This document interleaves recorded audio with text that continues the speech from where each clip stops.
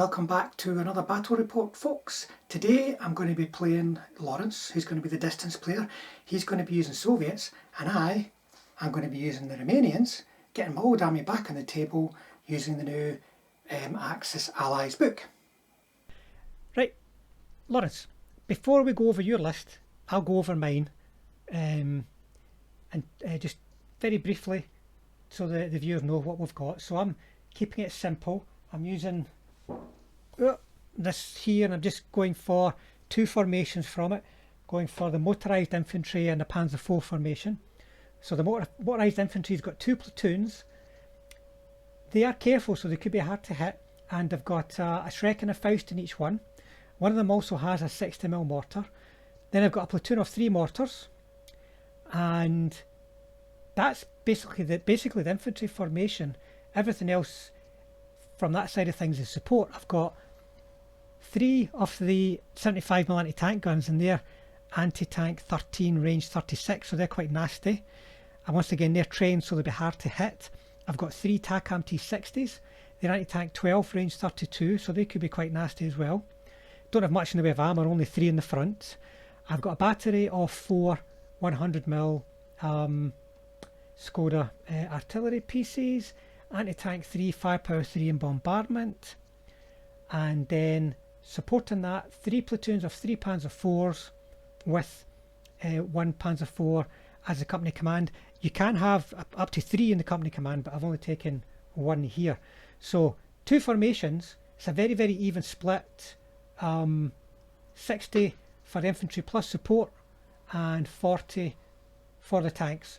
And I'm going to choose the defence today because I believe you might have a fairly attacking kind of list, and that'll probably make a good game. So what have you brought today? Just Wrangler, today I am continuing in my trend to have a T34 list. I've been studying Scottish football tactics lately and decided to do the complete opposite to them and just go all out attack. So my main aim today is literally try and be as fast as possible getting across that table and be just ruthless in attack. So my formation is 69 points, which is quite meaty, and that consists of a HQ T34, 76mm. I've got 3 platoons of 5 T34s. In 2 platoons, 2 tanks have the heavier gun, the 85mm, and the 3rd platoon has only the 1. So in essence, I've got 15 T34s, with 5 of them being the 85mm version. To accompany them in the formation, I've got 6 stands of 82mm mortars, and I've got a nice little platoon of submachine gun infantry to back them up. In support, something I've not actually tried at all, which is the KV-8 flame tanks. 15 points. They're actually got a rule whereby they're incredibly easy to hit. But ultimately, if I can sneak them across the board, who knows what mayhem they can cause. I've got some Sturmovix as well, just the ordinary Sturmovix at 7 points. And also the rocket battery at Katyushas. I've got 4 of them. I think I went for them over the usual kind of normal artillery because I had an idea. I honestly didn't really know what Romanians had, and I assumed they might have lots of infantry, so I thought I would go with the biggest template I could get and hope for the best. And just to follow that up, I've got a wee observer in his little scout car, and that makes me bang on 100 points. No fancy cars today, it's just full brute force of Soviet might. You don't need fancy cars when you've got a Soviet steamroller. So what we'll do now is, folks, we'll go over and have a look at the armies on the table, and then we'll come back when we're ready to show you the mission and deployment. Lawrence's Soviet list, so it's got a very, very big core formation. Company command of a 76, T-34 76, and then you've got 2 platoons, each with 3 76s and 2 85s, and 1 with 476s and an 85. Then SMG platoon and mortar platoon. Then in support the KV flame tanks, the Katyushas with an observer, and of course there'll be a plane there, and we're just going to proxy in my one plane because as you know, I don't actually play planes myself. But there you go, there's a very tough formation. We'll see how they do against the Romanians. So it's a very simple Romanian list for me today. I've got two formations. There's the tank formation, which is 3 platoons and company command. That comes to 40 points, which is a good split. There's the infantry formation, which is quite small, to be honest. I've got 2 platoons with a Panzerschreck added. This figure will be the Schreck because I've not rebased my Schrecks yet, and this figure will be the Schreck in the platoons. This one's got a 60mm mortar added, and then I've got a platoon of 3 mortars. They had to do it that way, and that's why they've ended up with a single mortar in that platoon, so I could get an observer in. And then in terms of support by company command, 3 TAC Recetas, and please excuse the unpainted TACAM T60s. There will be another actual T60 figure for size added in there, but a platoon of them. So that's anti-tank 13, anti-tank 12, which is quite good. And then a platoon of 100mm. I'm kind of, at the moment, stuck between 100mm or 75mm because the 75s have got smoke, but these guys have got better anti-tank, anti-tank 3, firepower 3 compared to anti-tank 2, firepower 4. But 2 sources of smoke may be quite good. But I'll go with the 100mm today.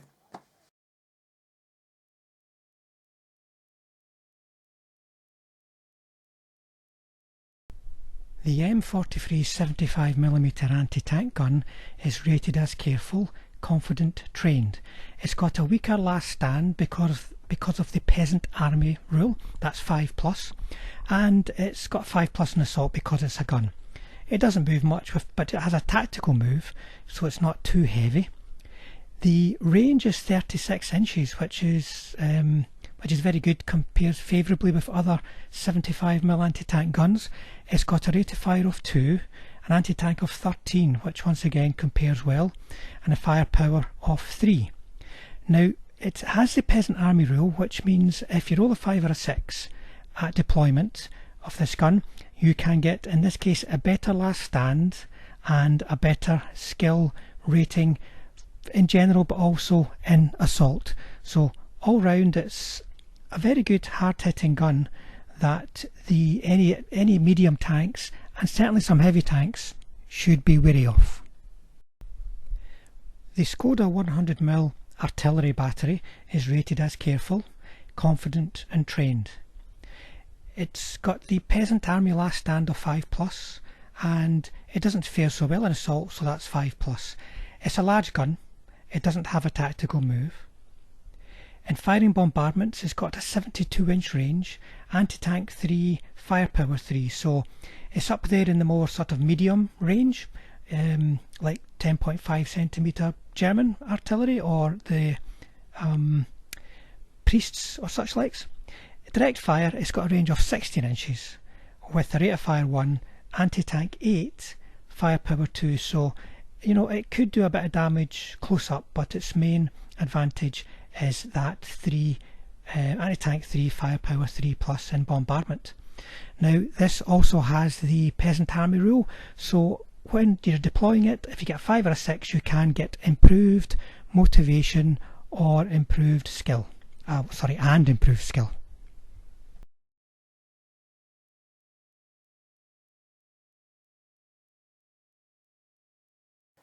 Right folks, today's mission is Bridgehead.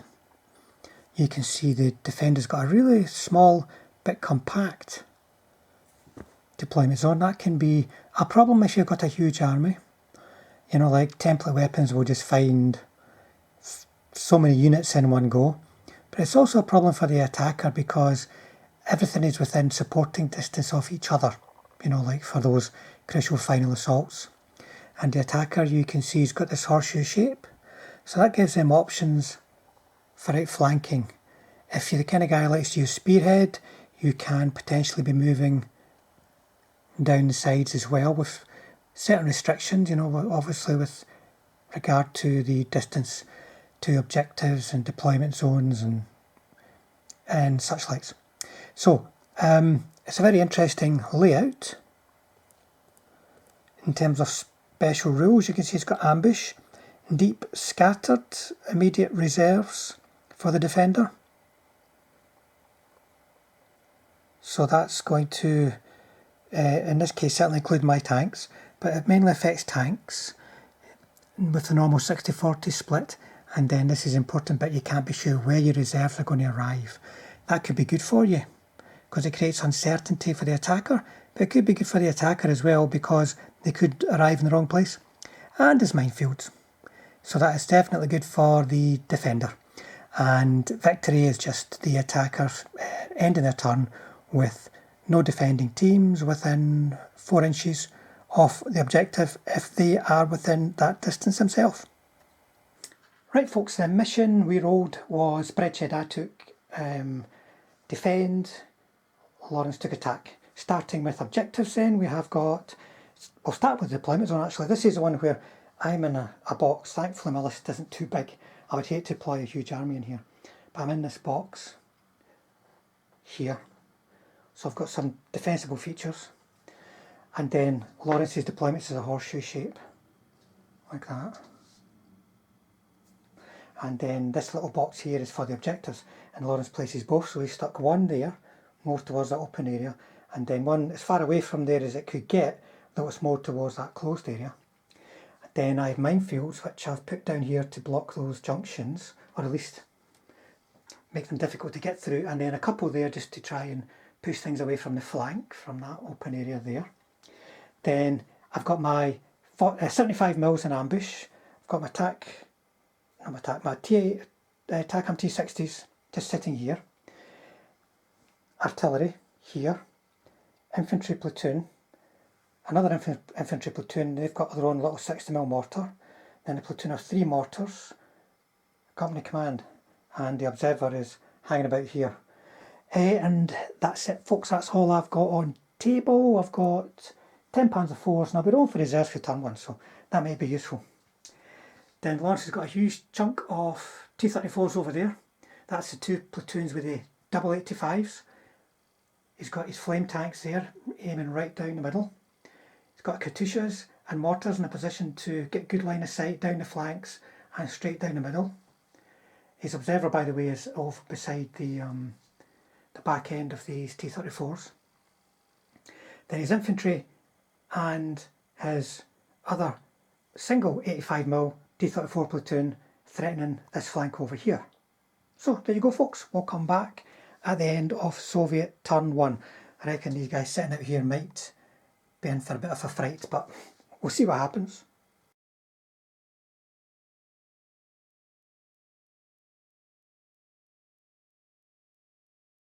Soviet turn 1. Before we start, forgot to mention the peasant army roles. My guys are obviously the poor batch, only the company commander, and I'll double check it even affects him, but only the company commander managed to get a 5, everyone else was less than that. Then, in terms of planes, the Sturmovik didn't turn up. Then in movement, it was just lots of dashing. You can see these guys dashing up towards that hill, just going to swamp the whole area. KVs waddling up as quick as they can. Infantry staying in cover just now. Tanks moving over to here with a dash again.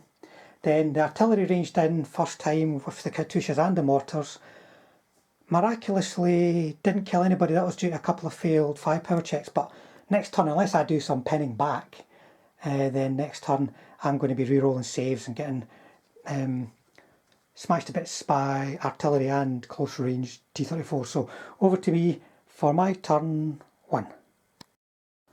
Romanian turn 1. So in terms of motivation, everybody unpinned except for these guys here up front, and I really wanted to fire that wee mortar over at that artillery.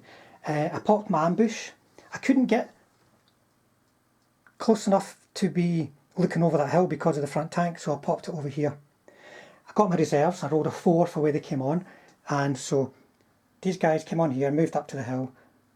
They moved from here tactically up to the hill, and then in terms of shooting, these guys, because they're unpinned, were able to return the favour to the Katyushas, and them combined with the mortars managed to get 2 Katyushas. And in shooting, to be honest, I don't think I missed. No, I missed twice, I think, out of all that shooting. It was ridiculous. Attack Sitters got like 4 hits. They got 3. They got another 3. I think it was mental. So first platoon has only got 1 bailed tank left. The ones at the back have got 2 85s and 1 bailed 76 left. So a bit of a sore one for the Soviets, but they could sweep around here and that could be the end of them in one turn. There's not a lot of armour there at all. So over to Lawrence for Soviet turn 2. Soviet turn 2, so all round motivations passed and everybody back in action, including the last stand, and the plane came in. So in terms of movement, the guys didn't. Just stay put, get the full rate of fire. KV's moved up to do some flaming.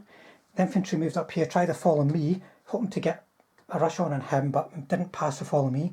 And then these guys are moving around the hedges to avoid cross checks, up to this point at least. Then in shooting, it's bloody bloodbath, guys. Nobody can miss, and they must have got a special batch of firepower shells for both sides today. The plane arrived, got a couple of bales, but then these tanks here, between them, there's 1, 2, 3, 4, 6 tanks between them, managed to kill 5, finish off 5 careful tanks in cover, you know, so needing 5s to hit. So I'll give you an idea of the sort of dead-eye shooting we're seeing today. The Katyushas managed to get a gun and one of the infantry bases here. They're re-rolling hits because of down to 2. Then the mortars moved over to get the infantry, and the guns managed to get a gun and infantry, so that was really important for the counter, the fire back that they can do. No assaulting, but a definitely heavy response. In fact, let's see, 1, 2, 3, 4, 5, 6. You know, in all that shooting, it was 6 Soviet tanks dead, 5 Romanian tanks dead, so pretty even. Romanian turn 2. So in terms of motivation, everybody that needed to unpin did, and he stayed, even though he's 5 up. In terms of movement, got reserves, but they came in over here. It's like, damn, I could have really done with them over there to put some more shots down range. So in terms of movement, there wasn't really much, just the reserves coming on. He only got 1 hit, it didn't do anything. The artillery and the mortars lifted onto the Soviet mortars, managed to just kill 1, but they pinned. I'm hoping they'll stay pinned. Oh, sorry, they didn't unpin. That's the important bit. But they did at least contribute. They fired their guns at the KVs, managed to get a couple of bales out of it. That's all, didn't kill them, just got a couple of bales. The guys added the Shreks and the Faust into it, so there was just 1 left over there.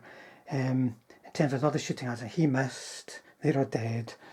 Over here, only 1 hit. And this is the problem, guys, when you come on for reserves, you're moving on with 3 dice. They got 2 1s and 5 needed 3s, so now they can just turn around and shoot the hell out of me. So they're probably in trouble.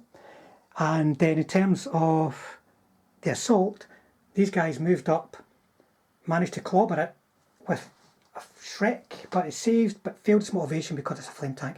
So it broke off towards the company command, and these guys just kind of moved back after having, oh no, sorry, I can't do that. They have to, I'll leave 1 there, right? 1 has to stay there to capture them, and the other ones have consolidated back to there. So I didn't kill very much that turn, and I'm running out of anti-tank assets. So we'll see what Lawrence can do to me. We've still got a lot of tanks over there, and then this little Mexican standoff here. Soviet turn 3, so it was motivation successful all round. There was three last stands passed, and importantly, unpinning of artillery. Then in movement, these guys are getting away from the anti-tank guns, and the infantry moved up so they could assault the poor observer. Then in terms of shooting, well, that one Katyusha, I knew one gun killed two of them. The mortars managed to kill one of the tactical sitters and a base of infantry. This guy got shot up bucket loads of times, but somehow he's still there, but he's still bailed, he's still last standing. And then over here, 3 hits, but mostly from 76s, so 2 of them saved, 1 got destroyed by the 85. The assault killed him, slaughtered him. And no planes, sorry, this turn. So I will definitely get 1 more platoon of tanks in at least next turn. I probably need them over here, but I'll be doing 2 last stands for sure, and the enemy is closing in. Romanian turn 3, so 3 dice for reserves. Lots of last stands and so on. So first of all, what happens? The gun ran. This didn't unpin but didn't run. The guys didn't unpin either. They dug in. The guys that moved. Him on a 3 up, remount, rolled a 1, but then stayed on his 5+ last stand. So reserves, I got reserves on, and he came over in this corner, but that was start measuring from here, so I moved him up to there. And then it kind of went all dead eye shooting again. It was a bit ridiculous. They got 3 shots, 3 hits, 2 kills and a bail. And then over here they got 4 shots, 4 hits, 3 kills. And as far as the rest goes, it was really just the mortars continue with the bombardment over there and managed to get a couple of mortars. So there's 3 of them. They've not got the reroll hits, but they've done their job. They've killed quite a lot of stuff, especially anti-tank guns. So it's getting pretty close on the objective down here. So we'll have to see what Lawrence can get back in. Soviet turn 4. So everything past motivations. Again, I think, no, a T-34-85 legged it. But the other single T-34-76 stayed, the KV stayed, Katyusha stayed, mortars unpinned. So in terms of movement, everything apart from the infantry stayed put. The infantry moved up to try and assault. Over here, this guy fired up at him. He's still alive, it's ridiculous. He's had 2 failed firepowers on him, 3 failed firepowers on him, resulting in 3 bails, and he's still here. He ended up getting bailed too. There was 1 successful hit from him. He tried to shoot through and missed. The artillery, the mortars and the Katyushas tried to get guys over here, managed to get 1.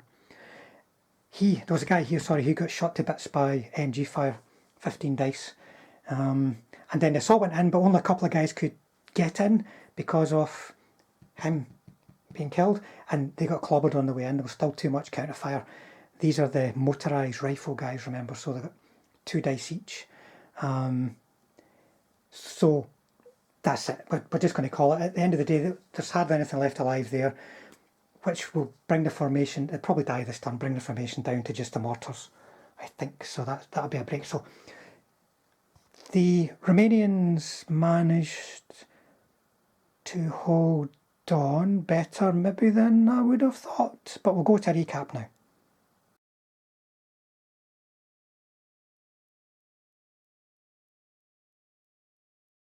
There you go, folks. That was quite a short game for us, mostly down to the fact that both of us pretty much were just dead eye shooting. It was ridiculous. I've never played a game like that where everything's been getting shot and been getting hit, and pretty much been successful firepowers all the way.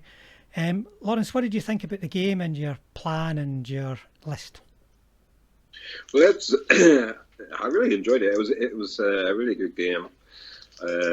Very quick. I think that was my idea in essence, to try and be quite aggressive. I didn't really know what I was, although we wanted to kind of play the Romanians, I didn't really have any scope as to what they would potentially be. I don't think I've ever played them.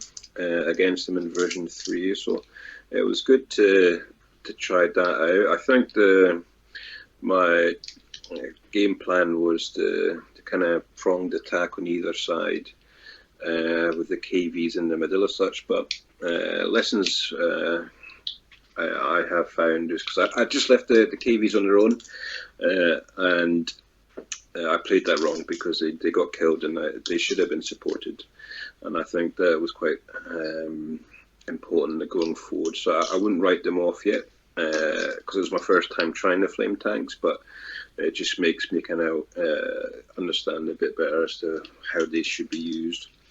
I thought, you know, I bought the smoke card once, and I never used it because the mission was wrong.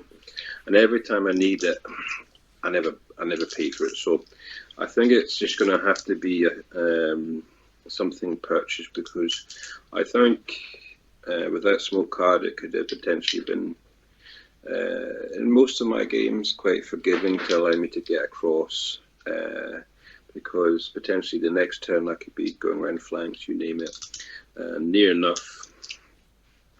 After turn 1, I nearly lost 2 platoons of tanks on that one side. So Romanians were very good shooting today, and it's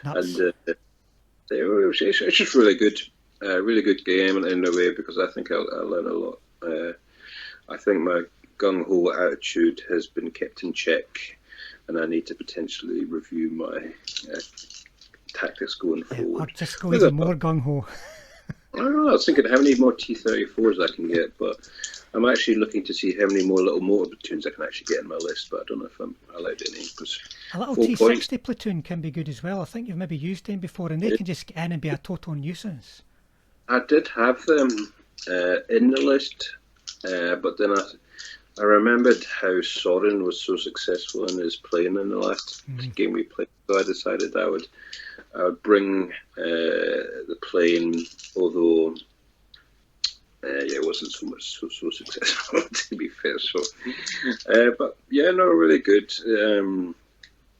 I think I have a kind of set list set in my mind for the Russians that would tend to be T-36 with the 85s, but with some big guns too, some big tanks just kind of stabilise. And can I put pressure on more so, because it's generally, if you're playing Panzer IVs, all you want is other small tanks to shoot. But when you come across bigger ones, you're like, what am I going to do here? So yeah, really enjoyed it, Frank. Thank you for the game, and well done. Well, I'm sort of learning how these guys work. They're nothing like playing version 4. I'm yet to play one of the less well-trained units that you can use, where there'll probably be more of them on the table to start. But in that game, the guys are careful. You can just sit them down and they kind of look after themselves to a degree. If there's one thing I could have done that might have stopped that massive counterfire that wiped out all my tanks was, and I was thinking about it going smoke, but I was being greedy.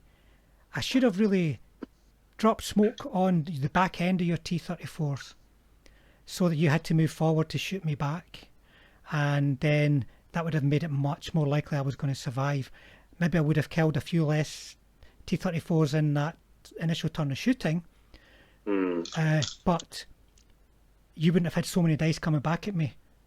On the stationary, you'd have to move forward through the smoke. So that's one thing I could have done. I thought about it, didn't do it, and then got wiped out. I thought I was quite brave. You had a good spot for you to place your ambush, but then getting the reserve on and those anti-tank guns to get quite a lot of that squad off. So I didn't know if it would really do. My target was to get to that hill and try and own it, but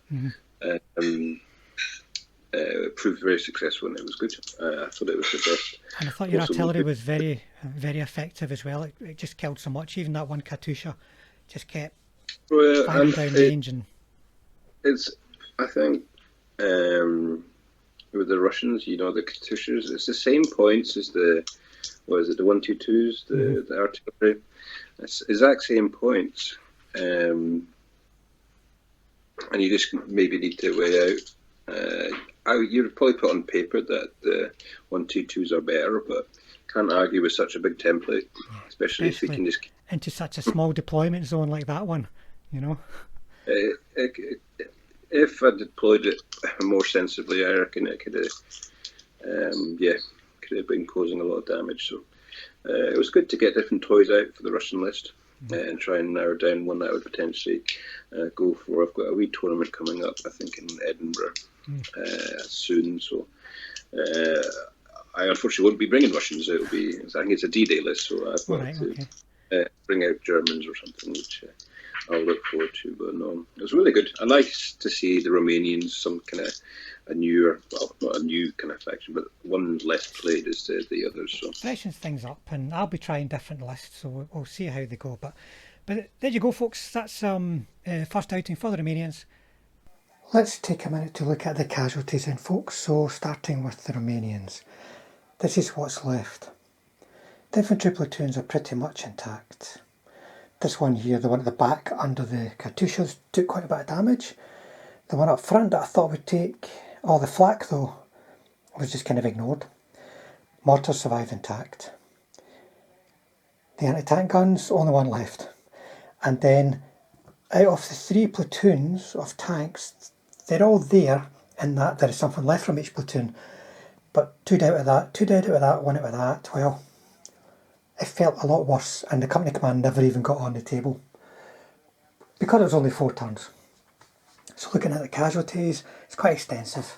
You can see all the artillery all went, and I'm used to the Romanian artillery from version 3 days, like a 12-gun battery, of staying all game and smashing all the enemy artillery to bits, but it's not going to happen in version 4. 3 dead Panzer IVs and 3 dead TACAM T60s. Most of that went in 1 turn, that's probably why it felt really bad. 2 anti-tank guns and some infantry, not too bad. And then on the Soviet side, this is what's left. So the formation's still intact, I've still got 1, 2, 3, 4 units, but there's not much left. 1 Katyusha, 1 KV. So in terms of casualties, you can see mortars taking some casualties. The submachine gunners started to take casualties as they came into the game, trying that assault that they had to do. Loads and loads of dead tanks, unfortunately, dead KVs and dead Katyushas. Now, as Lawrence mentioned, the Katyushas were stuck out in the middle and they probably would have been better behind some cover, such as the wood or the hill. The Katyushas are difficult things to protect, guys. They've only got, I think, a 5-up save. You can't dig them in. They're not gun teams, they're unarmoured tank teams, so you have to be careful where you put them. Otherwise, when the counter battery comes back in, they will die at a quicker rate than a dug-in gun. Having said that though, they very much won the artillery duel because they're all dead. They stuck around. Now this was a short game, folks. It was only 4 turns. We have played a game in the past, me and Lawrence, where it only lasted 4 turns and they didn't use it because it was just 4 turns of Lawrence shooting and killing everything of mine and mine shooting back and killing nothing of his, so it would have been really dull. But this was 4 turns where it could have gone anyway in each of those turns. There was like laser accurate shooting, perfect firepowers all the way, but then it would happen the other way on the other side in the next turn, and then again and then again. So it was quite an interesting game, even though it was a short one. As far as the Romanians go, folks, remember to roll for your peasant army thing, you know, for the elite status. I totally forgot. I didn't do it for my anti-tank guns. I didn't do it for my tanks when they were coming on. I only did it when my stuff deployed on the table before the game, well, as the game kicked off, because Lawrence reminded me about it. So don't forget to do that, guys. Get in the habit of doing that, because you might end up with some better quality troops on the table. You can't lose, if you see what I mean. It's not like the old version 3 system where you could end up with reluctant trained guys. You can't really lose. So there you go, folks. Hopefully you enjoyed the game. It was certainly a bit of a bloodbath. Thank you for watching. Thanks to all the subscribers, And if you'd like to subscribe to the channel to support us, it would be very welcome. We'll see you on the next one.